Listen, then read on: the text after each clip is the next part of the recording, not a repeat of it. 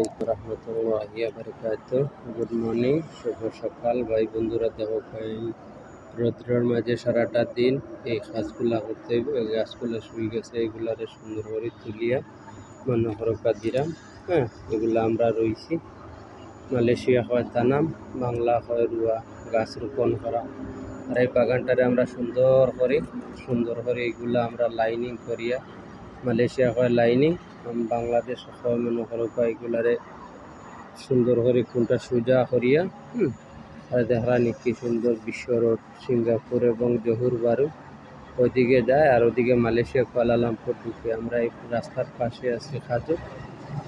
আর বাগানগুলা দেখো আপনারা দেখাইনি, কত সুন্দর পরিবেশ। দেখো এই মরুভূমির মধ্যখানে সারাদিন থাকা লাগবো, কাজ করা লাগবো। আর এইগুলো হলো পাম অয়েলের সেরা।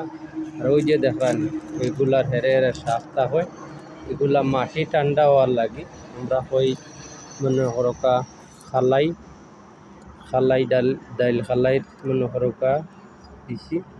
আর এই যে সকাল খাচাং দাঁড়ালি, এই দেখো পাম অয়েলের সেরা রোপণ করছি। 1 বছর পরে মনে হরকা এগুলা যে হইব, ওই ফল খাটিয়া নিব, ও কিছুদিন পরে ফুল আওয়ার ধরে দিব। দেখানি কেমন লাগলো ভিডিওটা আপনারা জানাইবা। ও দেখানি বড় বড় গাছ পাম অয়েল। মালয়েশিয়া এইভাবে দেখতে গেলে বোঝা যায় সবই জঙ্গল আর জঙ্গল, ওই রকম আর কোনো দেশও নাই। কিন্তু এই জঙ্গলের মধ্যে মহান রব্বুল আলামিনে মঙ্গল রাখি দিছে। এই যে পাম অয়েল কত উন্নত আর কত কিছু যে ওই পাম অয়েল থাকি আমি আপনারা দেখছেন না, যারা দেখছেন এরা তো বুঝবা, আর যারা দেখছেন না এরা বুঝতে নাই।